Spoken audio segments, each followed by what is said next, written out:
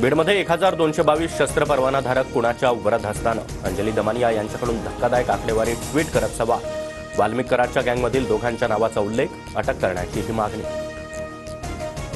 बीडमध्ये कुणाचीही दादागिरी चालू देणार नाही, संतोष देशमुख हत्या प्रकरणावरून मुख्यमंत्री फडणवीसांचा थेट इशारा.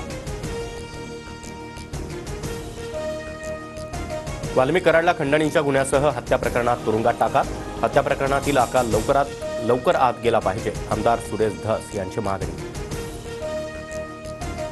बीडमध्ये कैलास फडवर गुन्हा दाखल. हवेत गोळीबार करतानाचा फडचा व्हिडिओ झाला होता व्हायरल.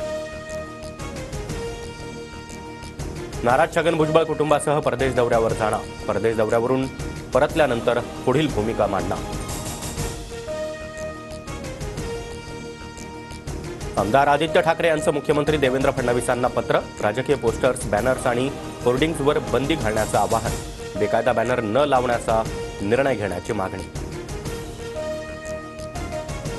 मुख्यमंत्री फडणवीसांच्या भाषणाची मोडतोड करून प्रसारित केल्याप्रकरणी कारवाई. सोशल मीडियाच्या 11 हँडलवर गुन्हा दाखल. भारत जोडो यात्रेशी संबंधित वक्तव्याची केली होती मोडतोड.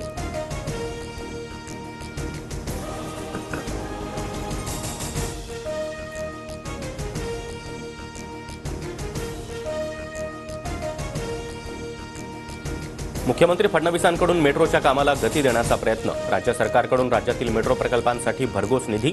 एशियन डेव्हलपमेंट बँकेकडून कर्ज स्वरूपात मिळाली रक्कम. राज्यात प्रशासकीय खांदेपालट. बेस्टच्या महाव्यवस्थापकपदी हर्षदीप कांबळे यांची नियुक्ती, तर दिव्यांग कल्याण विभागाच्या अतिरिक्त मुख्य सचिवपदी अनिल डिग्गीकर यांची बदली. लाडकी बहीण योजनेचा डिसेंबरचा हप्ता देण्याची प्रक्रिया सुरू. आधार कार्डमुळे अडचण झालेल्या महिलांना देखील लाभ. पुढील 4 ते 5 दिवसात हप्ता मिळणार.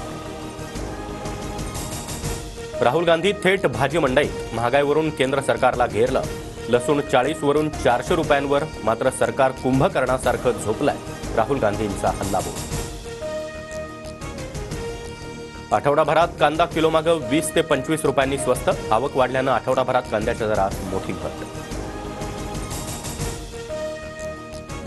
ठाण्यातील काही भागामध्ये 2 दिवस पाणीपुरवठा बंद. उद्या आणि परवा जलवाहिनी दुरुस्तीच्या कामासाठी पाणी बंद असणार. आयसीसी चॅम्पियन्स ट्रॉफी स्पर्धेचं वेळापत्रक जाहीर. 19 फेब्रुवारीपासून स्पर्धेला सुरुवात. भारत पाकिस्तानचा 23 फेब्रुवारीला दुबईत सामना रंगणार. जम्मूच्या पूंछमध्ये सैन्याचं वाहन 200 फूट दरीत कोसळलं. दुर्घटनेमध्ये 5 जवानांचा मृत्यू, तर अनेक जण गंभीर जखमी असल्याची माहिती. मेंढारच्या बालनोई भागातील घटना. देशभरात नाताळचा मोठा उत्साह. मुंबईसह देशभरातील चर्चला आकर्षक रोषणाई. सिडकोच्या घरांसाठी तिसऱ्यांदा मुदतवाढ. ग्राहकांना 10 जानेवारीपर्यंत पसंतीचं घर निवडता येणार. मंगळवारपर्यंत 1,20,622 ग्राहकांची ऑनलाईन नोंदणी.